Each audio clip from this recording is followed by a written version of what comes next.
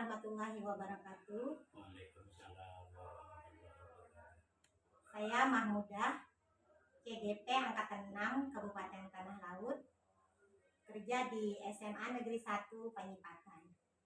Pada kesempatan ini, saya akan mewawancara pimpinan saya, Bapak Abrani Sulaiman MPD, di mana ini berkaitan dengan tugas saya di modul 3.1 tentang demonstrasi kontekstual, yaitu pengambilan keputusan berbasis nilai-nilai kebajikan sebagai pemimpin. Sebelumnya saya mohon maaf nih Pak, mengganggu waktu pian nih. Apa kabarnya nih Bapak? Baik, alhamdulillah. Alhamdulillah. Sebelumnya saya ingin tanya nih, Bapak bekerja di SMA Negeri 1 Panyipatan sebagai kepala sekolah di sini sudah berapa tahun Pak menjabat? Kurang lebih 8 tahun. Mungkin ini memasuki 9 tahun mulai bulan Mei 2014. Mulai bulan Mei ya Pak ya, Ya. 2014, dan ini sudah memasuki tahun yang ke-9. Cukup lama juga sudah Bapak sebagai pemimpin di sekolah ini. Jadi selama Bapak memimpin di sekolah ini pasti macam-macam ya Pak ya, masalahnya ini. Bagaimana Bapak mengidentifikasi kasus-kasus yang merupakan dilema etika atau rujukan moral? Dalam mengidentifikasi kasus-kasus dilema etika, ada beberapa hal yang saya ketahui. Pertama, mengenal bahwa ada nilai-nilai yang saling bertentangan dalam situasi ini atau permasalahan, dan juga menentukan siapa atau ada individu yang terlibat dalam situasi ini, dan juga mengumpulkan beberapa fakta-fakta yang saya temukan di lapangan. Juga pengujian benar atau salah, dan juga membuat keputusan-keputusan serta merefleksikan dalam kegiatan sehari-hari. Mungkin itu cara saya mengidentifikasi kasus-kasus dilema etika. Jadi di dalam dilema etika ini ada yang saling bertentangan ya Pak ya? Ya. Jadi istilahnya pian dari yang hal yang bertentangan tadi, bagaimana cara pian memberikan keputusan pian. Ya. Nah, selama ini bagaimana Bapak dalam menjalankan pengambilan keputusan tadi Pak? Kan tadi Bapak sudah menyebutkan tadi, mulai dari Bapak mengidentifikasi siapa yang terlibat, mengumpulkan fakta-fakta. Nah, jadi dari kasus-kasus di mana misalnya ada dua kepentingan yang sama-sama benar atau sama-sama mengandung nilai kebajikan nih, bagaimana cara Bapak ini mengambil keputusannya nih? Ya. Yang pertama, memang kita harus mewujudkan suasana yang sederhana di lingkungan sekolah kita. Yang kedua, memberikan pelayanan dengan rasa empati, santun, hormat kepada bawahan atau rekan-rekan kita kerja. Yang ketiga, memberikan pelayanan secara cepat, tepat, dan terbuka dalam mengambil suatu keputusan, sehingga tidak ada di antara satu pihak itu yang merasa dirugikan dia atau dia merasa tidak kita hargai kalau saya selaku pemimpin itu. Yang berikutnya, tanggap terhadap situasi di dalam lingkungan sekolah. Tadi ya Pak, cara-caranya nih dalam menghadapi kasus tadi tadi untuk mengambil keputusan. Tadi Bapak yang pertama menciptakan suasananya dulu ya. Jadi istilahnya suasananya yang harus kondusif, yang sederhana, Iya. sehingga masalah itu gampang diutarakan masing-masing. Kemudian Bapak memberikan pelayanan, memberikan rasa empati, kemudian ada sifat terbuka ini dalam, kemudian langkah-langkah atau prosedur seperti apa yang biasanya Bapak lakukan. Jadi Bapak tadi kan mau ngambil keputusan, langkah-langkahnya itu apa tadi Pak setelah yang menyiapkan suasana yang sederhana? Apakah ada lagi nih langkah-langkah yang Bapak ambil nih? Mungkin melakukan analisis risiko. Ini. Ada dilakukan analisis bagaimana artinya nanti saya bisa ngambil keputusan yang bisa memuaskan semua pihak mungkin yang terlibat dalam masalah etika ataupun moral tadi. Yang kedua mungkin berkaca pada pengalaman-pengalaman yang pernah saya dapatkan mungkin selama jadi kepala sekolah, mungkin itu ada pelatihan atau musyawarat yang biasa pengalaman saya waktu menjalani selaku kepala sekolah.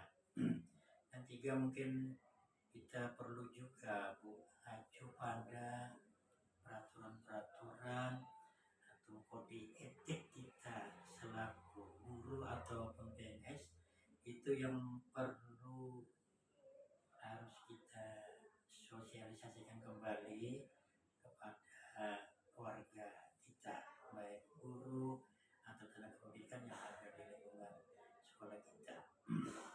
Dan juga kita harus mempercayai institusi kita sendiri, bahwa institusi kita ini artinya benar dalam segala aturan ataupun norma-norma.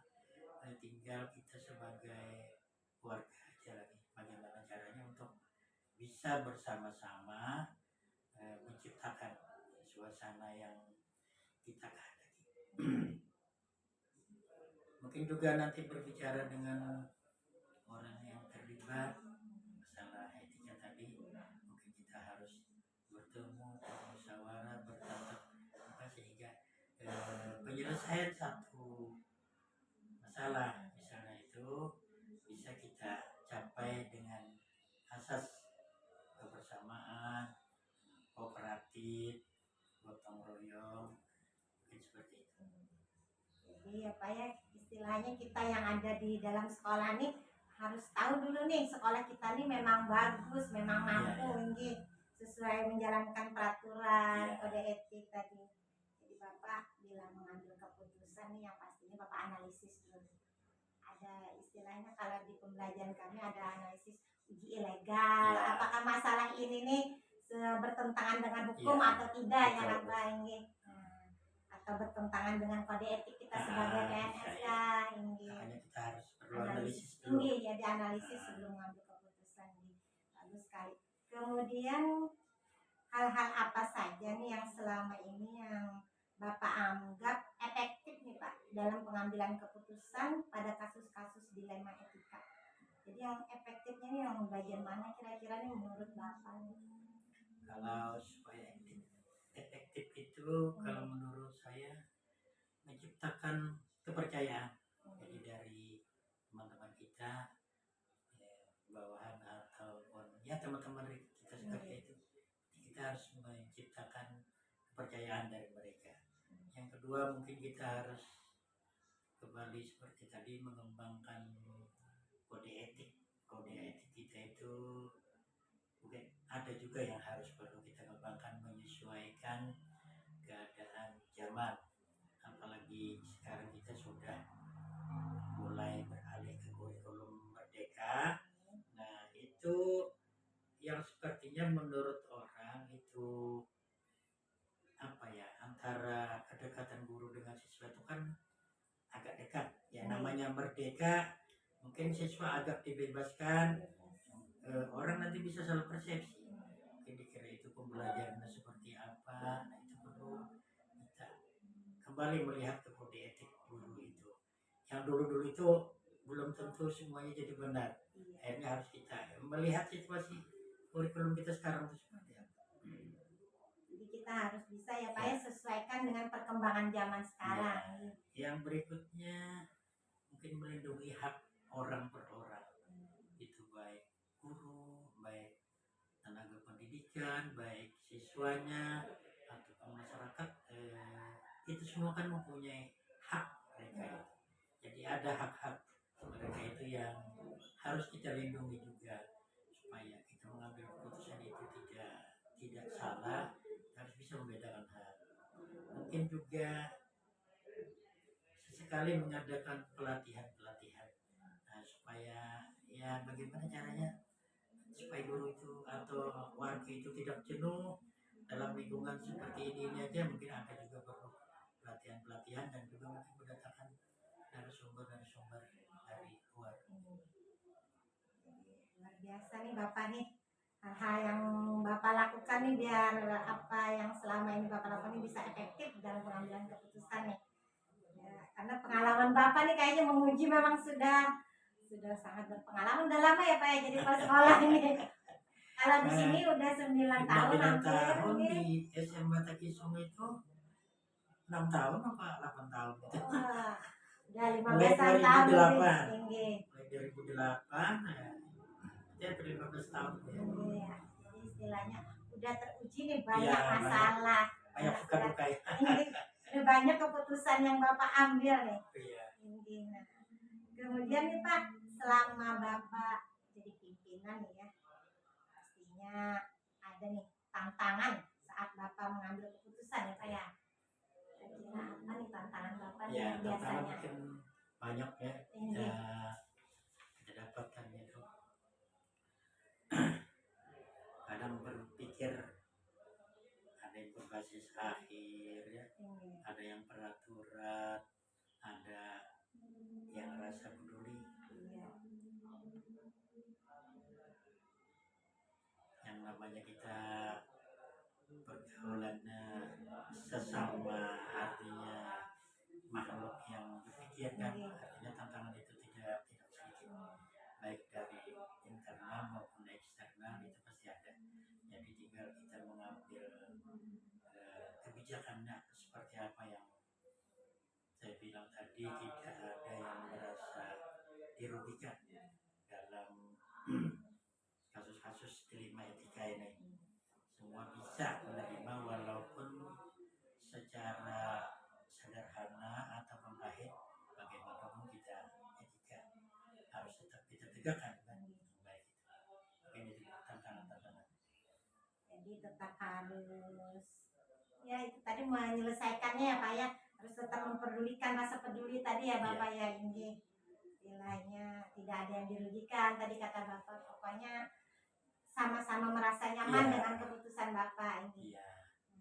Ya walaupun ada sebagian yang gak puas kan hasilnya. Tapi itu memang lumrah sudah ya Pak ya ini. Mau nggak mau kan keputusan pasti harus diambil. Keputusan harus diambil ini. Kemudian ini apakah nih Bapak memiliki sebuah tata kelola atau jadwal tertentu dalam sebuah penyelesaian kasus dilema etika Pak? Bapak nih ada jadwal kah? Nanti misalnya ini penyelesaian ini tanggal sekian kalau saya kadang fleksibel aja. Kalau permasalahannya itu mungkin harus segera di tempat saya selesaikan atau saya ambil keputusan, mungkin itu berlaku saat itu juga. Tapi kadang saya berpikir juga ada situasi yang harus dihadapi itu, mungkin melihat situasi individu yang tadi bermasalah, saya juga harus memikirkannya. Mungkin tidak saat ini saya harus memanggil dia atau memberikan arahan, mungkin menunggu dia di hari yang lapang atau waktu yang longgar bagi dia untuk bisa mengambil keputusan bersama dan juga demi kebaikan bersama.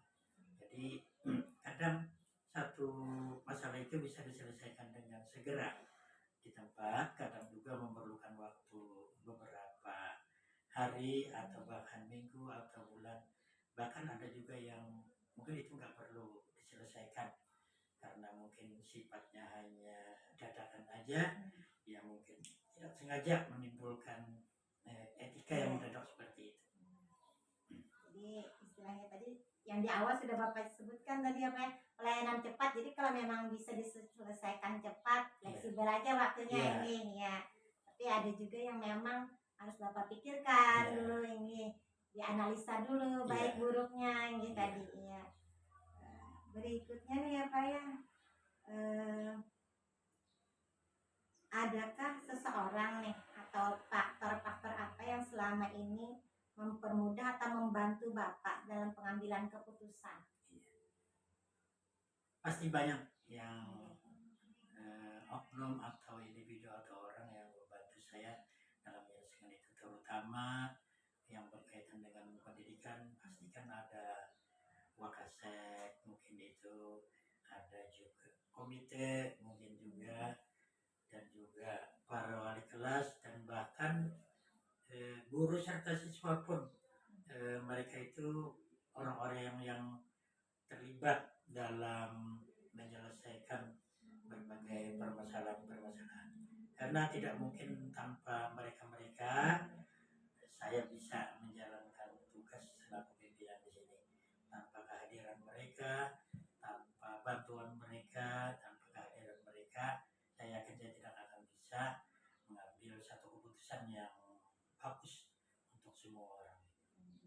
Istilahnya kita harus benar-benar berkolaborasi ya Pak ya, bekerja sama semua orang yang ada di sekolah ini, melibatkan baik itu wakasek istilahnya, kemudian komite sekolah ini.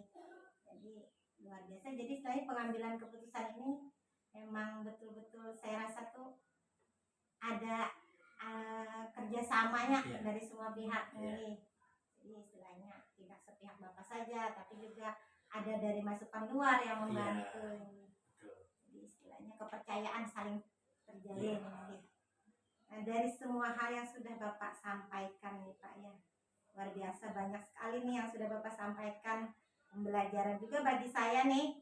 Nah, kira-kira ini apa yang dapat Bapak petik pembelajarannya ke depannya, kemudian selanjutnya bagaimana rencana Bapak nih dari yang sudah Bapak sampaikan tadi, pembelajaran yang dapat Bapak ambil, kemudian pengalaman apa juga yang istilahnya yang bisa untuk dijadikan yang akan datang, oh nanti kalau ada seperti ini kasus bisa bahan masukan bagi pian nih.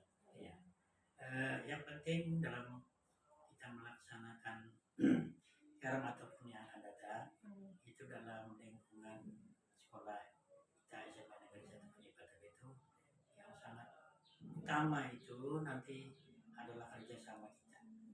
Jadi antar guru dengan siswa dan semua yang memegang kepentingan-kepentingan itu, dia memang harus kooperatif, bekerja sama dengan baik, bergotong royong, dan mengedepankan asas musyawarah mufakat. Itu insya Allah semua akan bisa tercapai untuk kebaikan SMA Negeri 1 Penyibatan di masa-masa yang akan datang. Tidak bisa ditinggalkan yang namanya kooperatif, bekerja sama, yang namanya gotong royong, musyawarah itu, dan memang itu dasar negara kita Pancasila kan sudah mengajarkan hal-hal seperti itu. Jadi kita kembalikan ke sana, seluruh warga harusnya seperti itu. Dan insya Allah saya yakin nanti SMA Negeri 1 Penyibatan ke depannya akan bisa maju, mungkin sejajar dengan sekolah-sekolah yang berada di kota ataupun di lain-lain. Dengan kuncinya ya seperti itu. Mudah-mudahan ya Pak ya, dengan kerjasama semua yang pemegang kepentingan, istilahnya tadi kata Bapak ada sifat kooperatif, kita miliki semua asas musyawarah mufakat. Insya Allah nih SMA kita nih maju ya Pak ya. Ini di bawah kepemimpinan Bapak nih selama ini pun saya sudah bisa merasakan nih luar biasa nih, banyak sudah kemajuan yang kita capai. Jadi nih saya nih terima kasih banyak nih sama Bapak. Nih, mohon maaf nih kalau ada salah kata. Bapak ini sudah mau meluangkan waktunya untuk diwawancara nih Pak. Nah, demikianlah wawancara saya dengan Bapak Kepala Sekolah saya. Salah dan hilaf kami mohon maaf. Kami ucapkan wassalamualaikum warahmatullahi wabarakatuh. Waalaikumsalam.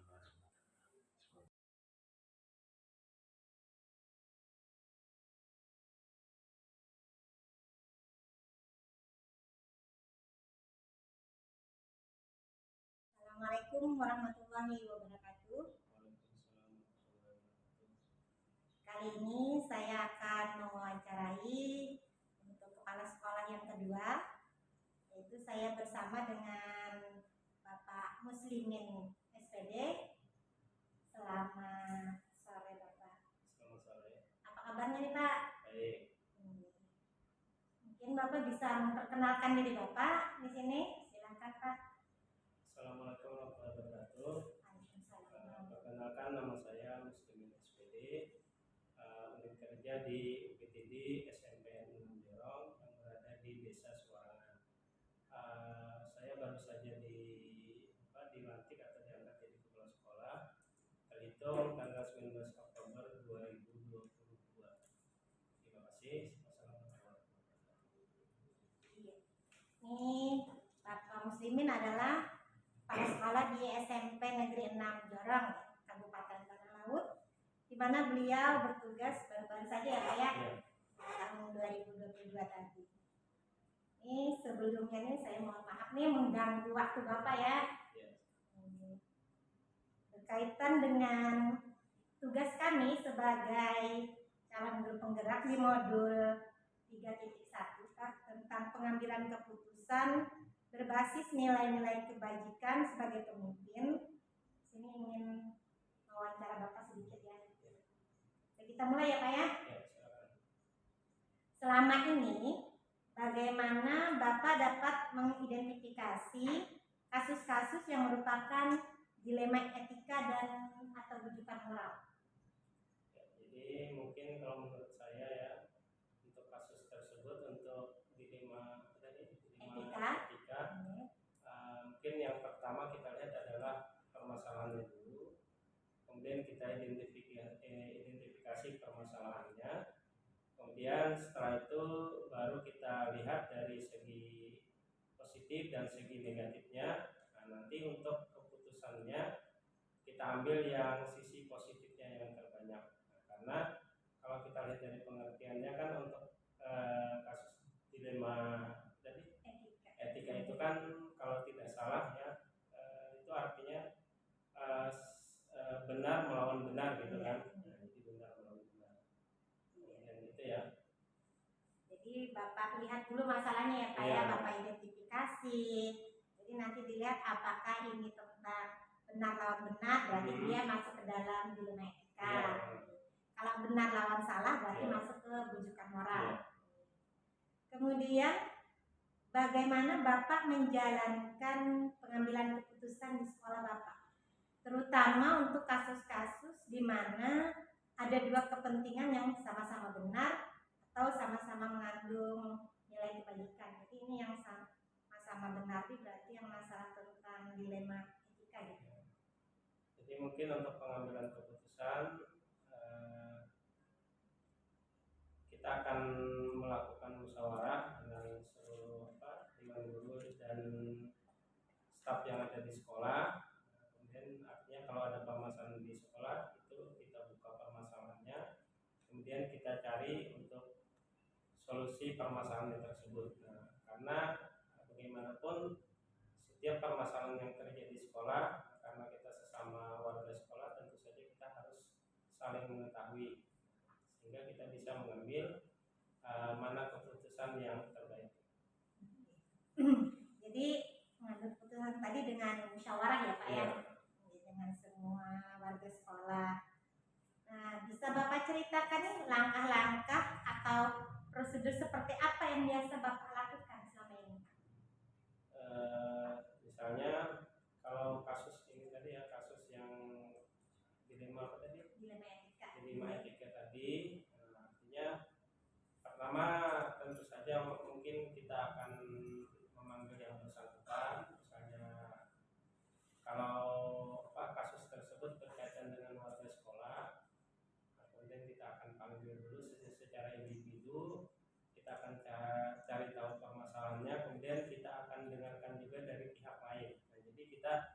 tidak hanya satu pihak untuk memutuskan masalah. Setelah itu baru kita bawa ke forum rapat, baru kita putuskan secara bersama. Karena yang namanya kepala sekolah itu kan hanya sekedar mengambil keputusan, bukan berarti yang namanya mengambil keputusan itu langsung kita putuskan sendiri. Nah, jadi kita kita musyawarahkan itu ujungnya kan, tapi sebelumnya kita secara individu. Berikutnya nih, hal-hal apa saja yang selama ini yang Bapak anggap efektif dalam pengambilan keputusan pada kasus-kasus yang dilema etika tadi? Hal-hal yang apa tadi? Yang anggap efektif. Oh, yang efektif ya. Mungkin hal-hal yang kita anggap efektif itu, yang pertama mungkin kita akan lakukan pendekatan secara individual dulu. Kemudian mungkin bisa langsung kita berikan semacam solusi dulu. Itu mungkin tergantung yang individunya tadi apakah bisa menerima atau tidak kan. Kemudian kalau itu ternyata masih tidak bisa menyelesaikan masalah, bisa saja kita bawa ke forum rapat atau dengan guru-guru yang lebih senior yang ada di situ. Ya siapa tahu mungkin kasus tersebut pernah terjadi di sekolah tersebut, ya, sehingga ada katakanlah solusi yang pernah diselesaikan. Melalui pendekatan dulu ya Pak ya. Berikutnya, apakah selama yang Bapak menjabat ini ada tantangan saat pengambilan keputusan?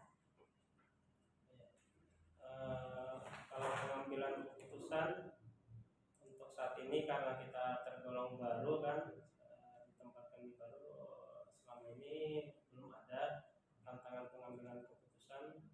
Jadi ya karena waktunya juga baru kan, otomatis permasalahannya belum terlalu banyak. Jadi belum terlihat ya Pak tantangan yang begitu berarti ya. Kalau tantangan pasti ada sih, cuman seiring berjalan waktu sudah sedikit demi sedikit sudah teratasi.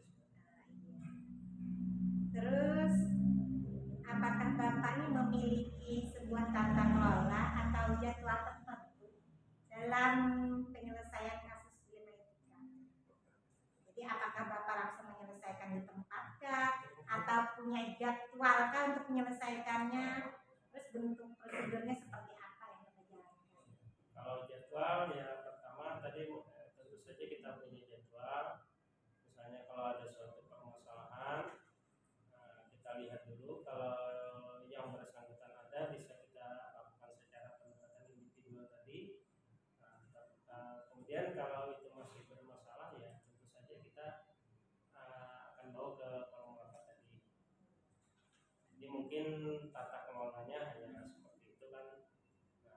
Kalau di forum rapat misalnya masih bermasalah juga, yang mau tidak mau kita bisa berkonsultasi dengan pengawas pembina. Konsultasi ya Pak ya. Berikutnya nih, adakah seseorang atau faktor-faktor apa saja yang selama ini yang mempermudah atau membantu Bapak dalam pengambilan keputusan? Ya, tentu saja ada, karena berhubung di sekolah saya itu kan ada satu orang guru yang masa kerjanya sudah lumayan lama, karena beliau bertugas di situ dari awal, jadi mungkin sudah puluhan tahun, dan biasanya beliau itu yang tempat kita berkonsultasi, berkomunikasi, karena beliau tentu saja sudah sering ketemu masalah yang terjadi di sekolah yang saya temui sekarang. Jadi istilahnya ada teman Bapak yang bertugas lebih lama, jadi mungkin lebih memahami ya Pak ya dengan keadaan sekolah Bapak. Dan kebetulan beliau juga dulu sebelum saya datang pernah menjabat sebagai PLT kepala sekolah sekitar 3 atau 4 bulan kalau tidak salah. Jadi beliau juga punyalah penyelesaian sebagai seorang guru. Mungkin selain guru tadi ada lagi Pak yang membantu Bapak biasanya seperti yang pernah Bapak sebutkan tadi, pengawas mungkin bisa diadakan Iya, ya? bisa juga pengawas, cuman untuk sampai saat ini kita belum menemukan pengawas karena masalahnya belum terlalu terlihat yang permasalahan seperti yang dimaksudkan. Nah, untuk yang berikutnya nih, dari semua yang sudah Bapak sampaikan ya, panjang lebar Bapak menjelaskan ke saya tadi, pembelajaran apa nih yang dapat Bapak petik atau kita ambil pengalaman dalam pengambilan keputusan? Jadi mungkin pengalaman atau pembelajaran yang bisa kita dapatkan, dan karena saya juga tergolong baru seperti itu kan, jadi berdasarkan dari pelatihan yang saya ikuti dan pengalaman yang ada di lapangan, memang sebagai seorang pemimpin atau kepala sekolah itu, begitu kita ditempatkan di tempat kerja yang baru, sekolah yang baru, kita pertama harus banyak melihat dan banyak mendengar. Jadi tidak bisa begitu kita datang itu kita langsung pengen berubah. Jadi pertama kita harus banyak melihat, banyak mendengar, kemudian kita identifikasi ini kita sesuaikan, karena kan setiap sekolah mempunyai keunikan masing-masing. Jadi ada yang di sekolah ini bisa, di sekolah ini nggak bisa. Apalagi di sekolah kami itu kan termasuk katakanlah untuk fasilitasnya masih sangat kurang, jumlah guru juga sangat kurang, fasilitas yang lain juga kurang. Jadi banyak kekurangan sebenarnya. Jadi sehingga yang saya bisa lakukan itu adalah dengan pertama ya tadi banyak melihat, banyak mendengar, baru kita bisa memutuskan, dan memutuskan itu pun kita bersama dengan kawan-kawan atau teman-teman yang ada di sekolah. Jadi pengalamannya seperti itu. Jadi tidak bisa kita langsung merubah, apalagi yang namanya untuk karakter seseorang kan, nah itu kita pelan-pelan merubahnya. Jadi pembelajarannya tadi apa ya, harus banyak melihat, banyak mendengar, terus harus ada terjalin kolaborasi di antara warga sekolah supaya apa yang diharapkan dari sekolah Bapak ini bisa terwujud ya. Jadi saya bisa ambil kesimpulan nih sebagai pemimpin, karena Bapak ini baru ya, hitung baru lah istilahnya. Jadi di sekolah Bapak ini masih belum terlihat banyak kasus ya, jadi tantangannya pun masih yang Bapak belum ada lah ya ibaratnya ini. Dan yang pastinya sebagai pemimpin tadi kata Bapak, kita mengikuti berbagai pelatihan, kita harus bisa mengenali nih aset sekolah kita, kemampuan sekolah kita, dan yang pastinya kerjasama atau kolaborasi semua warga sekolah demi kemajuan sekolah. Terima kasih banyak Pak ya atas waktunya, kesediaannya. Saya mohon maaf jika ada salah kata. Kalau mungkin penjelasannya ya kurang lengkap atau kurang mengena dengan pertanyaannya, dimohon dimaklumi. Ya Pak, kita sama-sama belajar di sini Pak ya. Nah, demikianlah wawancara saya dengan Bapak Muslimin. Semoga yang kami lakukan hari ini bermanfaat bagi kita semua. Salah dan hilaf kami mohon maaf, dan kami akhiri dengan ucapan Assalamualaikum warahmatullahi wabarakatuh.